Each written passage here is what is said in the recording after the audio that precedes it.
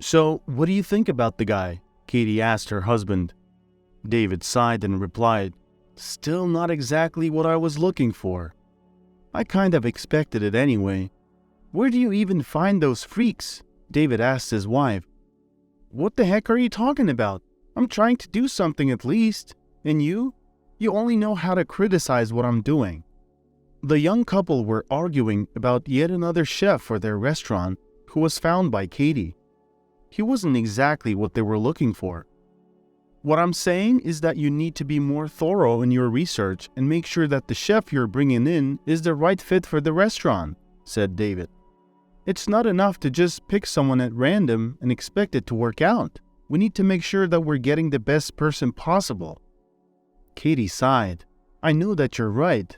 I just feel like you're being too critical. I'm trying my best to find the right person for the job, but it's not easy. I'm doing the best I can." David put his arm around her. "I know you are. I'm sorry if I came across as too critical. I just want to make sure we get the best person for the job. I think if we work together and do a thorough search, we can make sure that we find the perfect chef for our restaurant." Katie put the folder on the table and said, "This is our account, honey. This month our restaurant is beating all the records. We didn't lose anything, but we didn't make anything either." David ruffled his hair and scratched his head. "Yeah, we're not too lucky lately." "You're not wrong," Katie said. "We didn't have these issues when Dad was managing. Maybe it makes sense to turn to him for some help." David jumped up. No. Don't even think about telling him anything. I'll think of something. Why do you always think that I can't do anything without your father?" "Because you can't do anything on your own? I think we need to talk to him before it's too late. We don't have any other option anyway. Look at the numbers. In a couple more months, we won't even be able to cover the salaries." David thought for a second. Of course, what Katie was saying was unfortunately true, but David didn't want to give up. He knew he could come up with something to save the restaurant.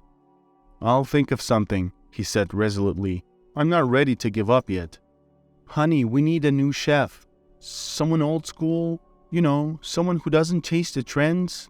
Katie sighed and said, "We do need a chef. I've been thinking about it, but where can we find the right guy? It has to be someone unique to get the restaurant out of this hole." "We just need to keep looking," David said. The restaurant was once owned by David's father-in-law, where David used to work as an administrator under his guidance. It was during his time at the establishment that he crossed paths with Katie, who also happened to be employed there. As fate would have it, their connection blossomed quickly, and the two of them found themselves drawn to one another. Over the course of merely 6 months, their relationship evolved from co-workers to husband and wife, with David becoming an integral part of Katie's family. During this period, the father-in-law gradually began to delegate more responsibilities to David, entrusting him with various aspects of the restaurant's operations. "The time will come when I'll need to step back and rest. You and Katie will have to manage the restaurant on your own.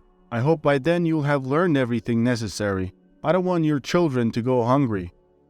David was full of innovative ideas for enhancing the restaurant, but Mr. Bunsfield would often shoot them down, or even worse, ridicule them.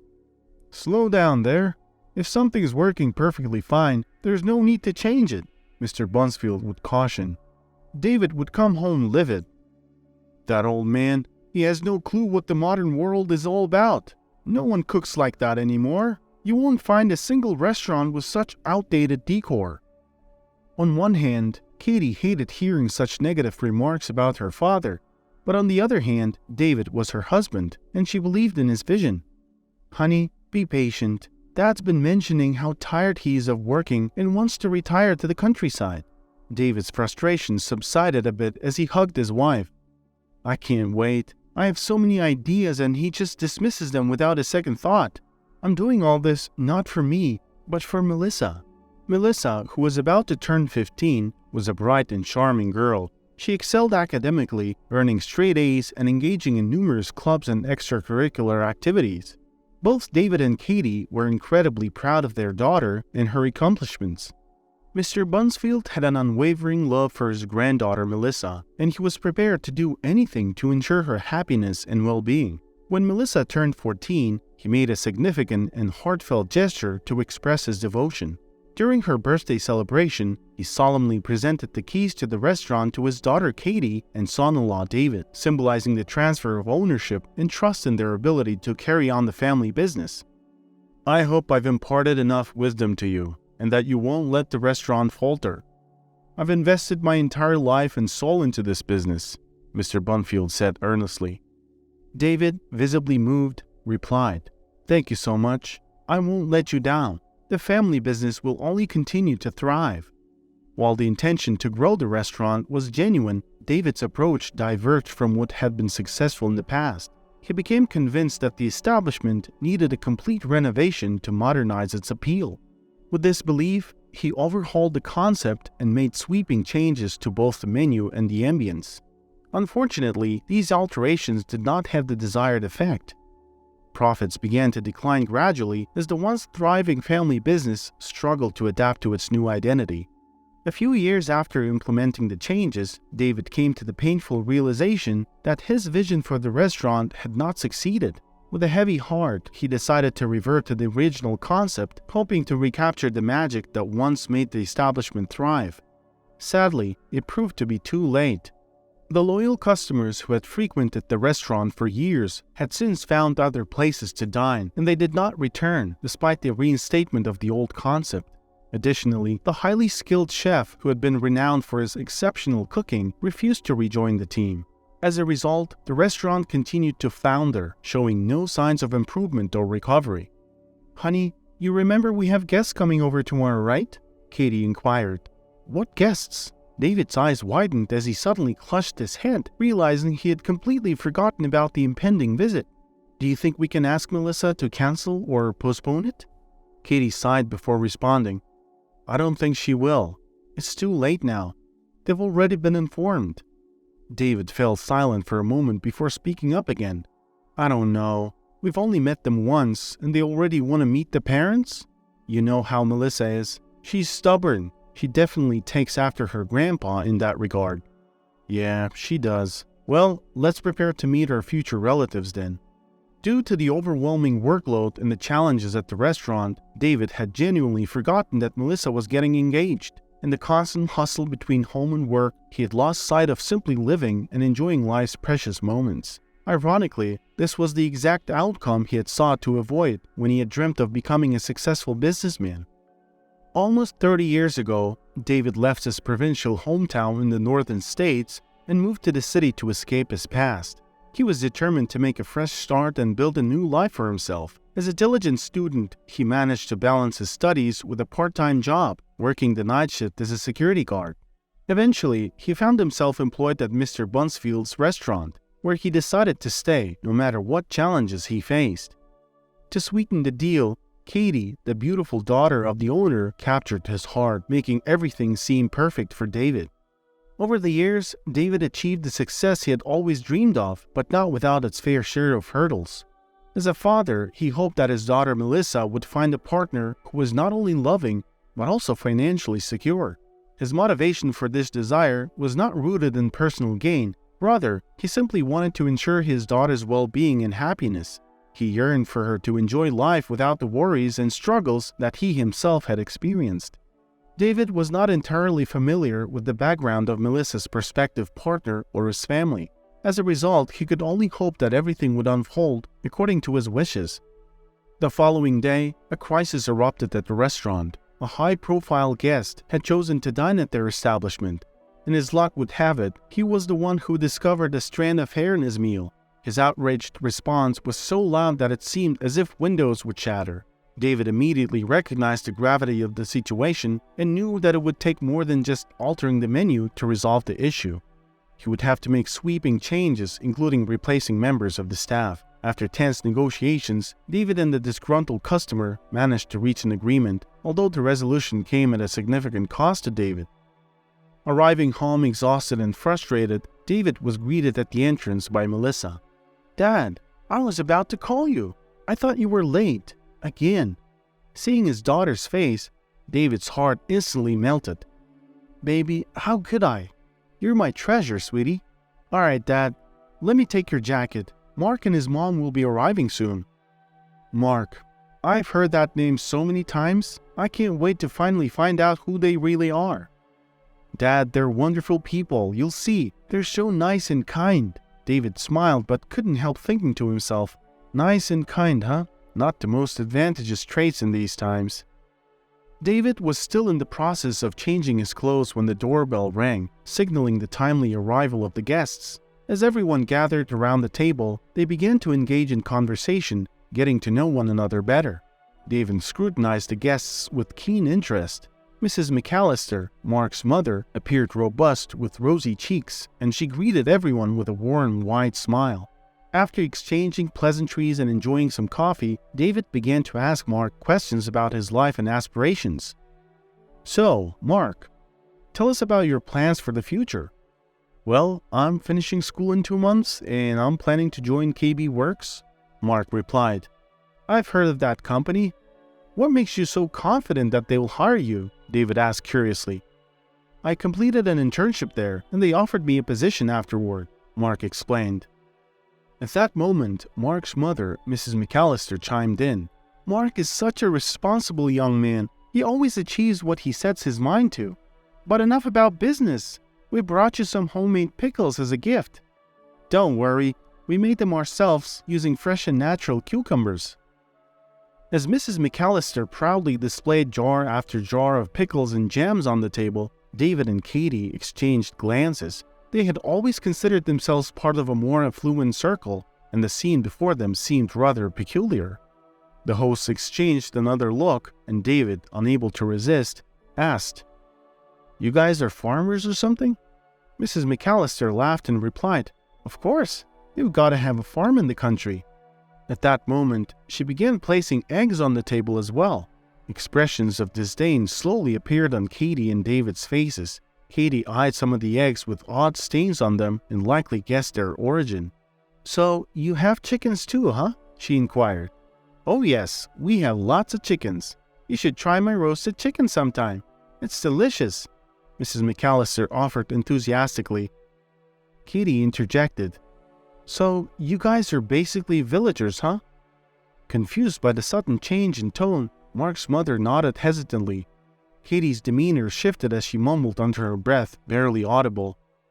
As if we didn't already have enough problems?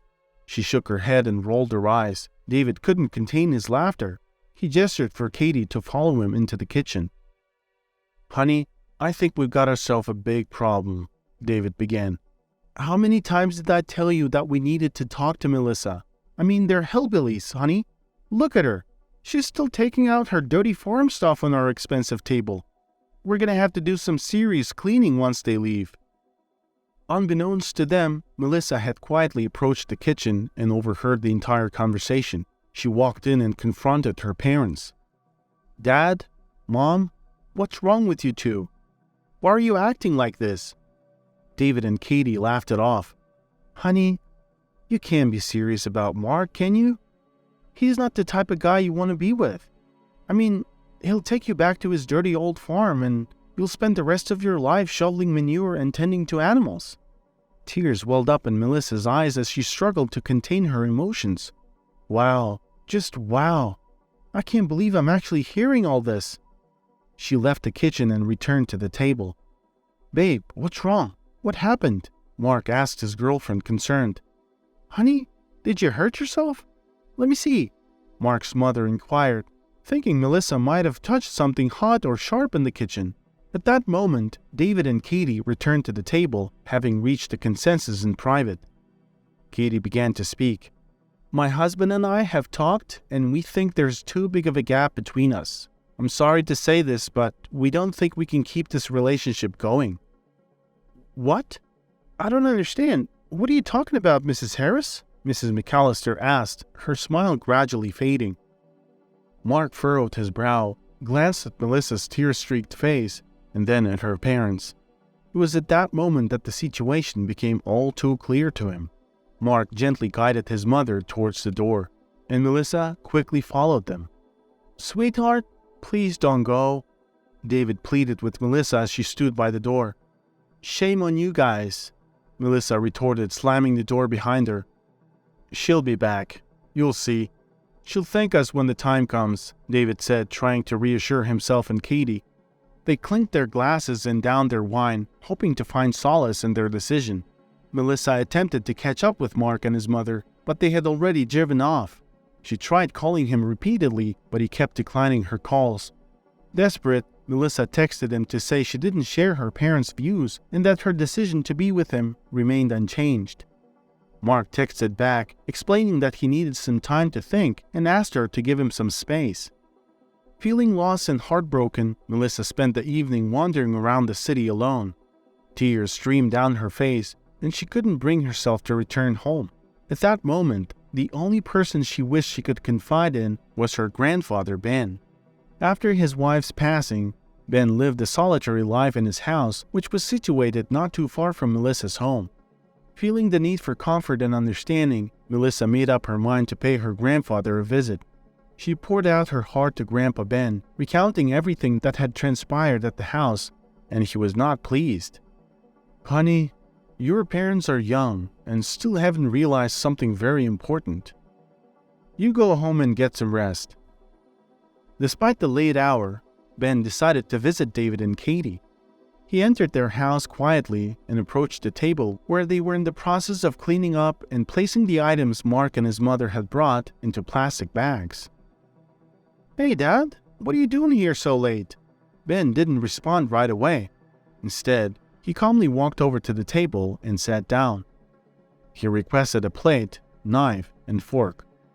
"Open the jars, David," he instructed. "You mean the pickles?" "Yeah." David opened one of the jars and handed it to his father-in-law. Ben cut a small piece from one of the pickles and savored it with delight. Delicious. Reminds me of something so dear and special to me." Intrigued by the smell, David raised his eyebrows. "Weird. This is an interesting smell. I've never smelled anything like it." He took a pickle from the jar and upon taking a bite, froze with joy. Katie, curious, decided to try one as well. "Honey, these are so delicious. I've never tried these either." She peered into the bag to see what else was inside. "Look, there's some salads. Oh, and there's dried meat. Smells delicious." "It's called jerky," Ben corrected them. David sampled everything that Mark and his mother had brought, then leaned back on the sofa. Ben let out a deep sigh before speaking. "Katie, sweetheart, when I first met your mom, she was such a wonderful person, and I knew she was the one. But guess what? She and I were what you'd call hillbillies. These pickles and everything on this table are so dear to me. They remind me of where I come from, and I'll never forget that. Your mom and I worked hard to get where you are now. You were born into this life." By this point, Katie understood where the conversation was heading. David hung his head low, anticipating what was to come. "Now, David, when you first came to work at my restaurant, you didn't have much either. I didn't keep you there because you were good at your job. My daughter liked you. I was willing to do anything for her." David knew exactly what Ben was referring to. Ben rose from his seat as quietly as he had arrived and left the house. David and Katie stood there for a moment, then proceeded to try more of the farm-fresh food, finding themselves enjoying it immensely. The following day, Ben took his granddaughter Melissa in his truck and drove to the village where Mark and his mother lived. They arrived just as the two were having lunch. Ben introduced himself and asked if he could have some more jerky, which made everyone laugh. They all sat together, talking about the old days on the farm. Ben shared his story of growing up around animals and how it taught him frugality and hard work. The conversation touched Mrs. McAllister's heart, and she took Ben's words as an apology for his daughter's and son-in-law's actions. Meanwhile, Mark and Melissa had gone for a walk, returning later with smiles on their faces. "Mark, son, I can see that you're a hard-working man. Your mother has told me all about you. You're the kind of guy I wouldn't mind having alongside my granddaughter." After saying their goodbyes, Ben and Melissa left for home. On the way back, Melissa thanked her grandpa for his wisdom and for handling the situation so well. A month later, at Mr. Bunsfield's request, David and Katie arrived at the restaurant wearing waiters' uniforms. "I don't know why we're closed today or why I'm wearing this uniform," Katie said to David, clearly disappointed. When Ben entered the hall, Katie asked her father, "Dad, what's all this about? We did what you asked us to do. Can we take these uniforms off now?" "The banquet has yet to begin. Patience, sweetheart. In a few moments, there'll be 2 very important guests here. I want you to meet them and ensure they're seated and served." Katie assumed her father had organized the event to teach her husband how to manage the restaurant or something similar. She had no idea who was about to walk in. A few minutes later, Mark and Mrs. McAllister entered, smiling and looking absolutely stunning. "Welcome to our restaurant. Please be seated," Ben announced. When David and Katie saw them, they were shocked, but soon they realized what had happened. Ben approached David and Katie, who stood there with their heads bowed, and said, "The best apology is changed behavior. Now go and show them your hospitality. After all, Mrs. McAllister is your new chef." A year had passed. "Is everything ready, Mark?" David asked his son-in-law. "Yes, sir. All set," Mark replied. "Well, all right. Make sure everything goes smoothly." "Of course, sir. Don't worry. We're all prepared." Today, the restaurant was closed for the second time in its history, despite numerous calls to reserve tables. The founder of the restaurant, Ben Bunsfield, was turning 80, and his family had organized a surprise dinner for him. He knew nothing about the event. They had told him to be at the restaurant by 5 in the afternoon. When he arrived and realized that the restaurant was empty, he suspected that something was up. The surprise worked perfectly. For the first time, David's father-in-law smiled at him and said, "I've known you all these years, and only now can I say that I wasn't wrong about you. Thank you for everything." "No, sir. Thank you for teaching me how to be a human being and see things differently. From a boss to a father figure, you've shaped me into a man," David said. Ben was touched. He looked around and asked, "By the way, where's Melissa?" She had to drop by the hospital." "What? Is she sick? What happened?" Ben asked, frightened.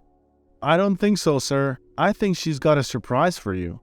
Melissa arrived half an hour after the celebration had started. "Grandpa, happy birthday! I'm sorry I got held up a little." "Well, now I can safely say that in 5 months, you're going to be a great-grandfather."